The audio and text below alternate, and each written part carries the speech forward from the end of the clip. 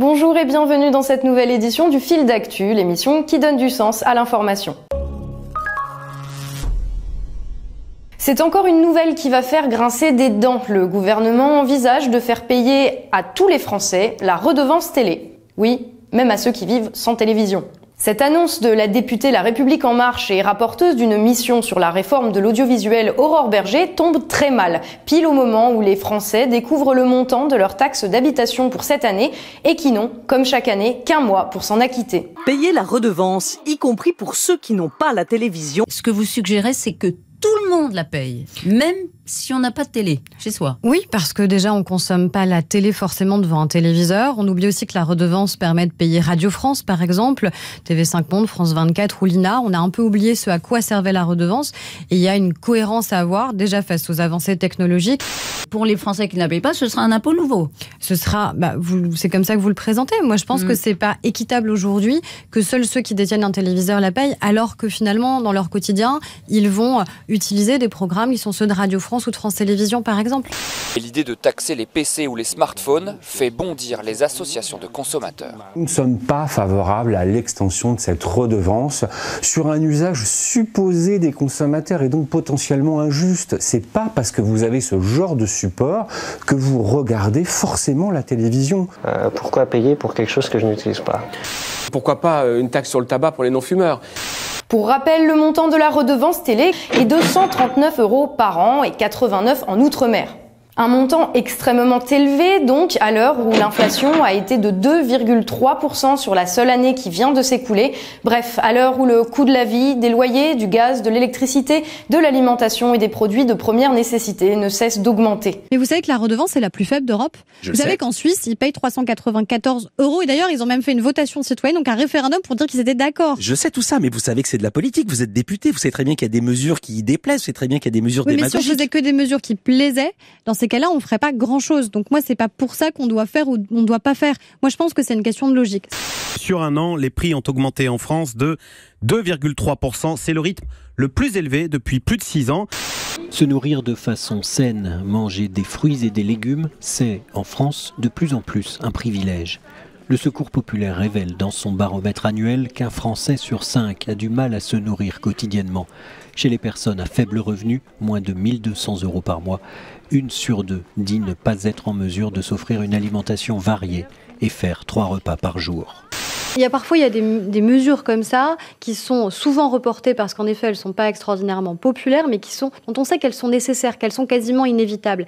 Voilà de quoi renforcer le sentiment des Français de devoir sortir toujours plus d'argent de leur poche sans en voir la couleur dans les secteurs où l'argent des impôts est censé être utilisé. Les hôpitaux, les écoles, la police, l'entretien des lieux publics, pour n'en citer que quelques exemples, et plus généralement pour assurer le bon fonctionnement de la vie du pays. Cette annonce semble d'autant plus injuste et absurde que s'il choisit de demander plus d'efforts aux Français en vue de renflouer les caisses de l'État, le gouvernement se sépare petit à petit de sources de revenus énormes. Les enchères sont ouvertes. Aéroport de Paris, Engie et la Française des Jeux sont à vendre. L'État a décidé de liquider les parts qu'il détient dans ces 3 entreprises. Pour le ministre des Finances, l'État n'a pas vocation à diriger des entreprises à la place des actionnaires. Est-ce qu'on veut un État qui se comporte comme un rentier, qui gère ses actifs ? Ou est-ce qu'on veut un État qui investisse pour l'avenir de nos enfants ? Nous, avec le Président de la République, avec le Premier ministre, nous faisons ce choix d'un État stratège qui place l'argent des Français dans l'investissement et dans l'innovation. Ces privatisations pourraient rapporter jusqu'à 15 milliards d'euros à l'État.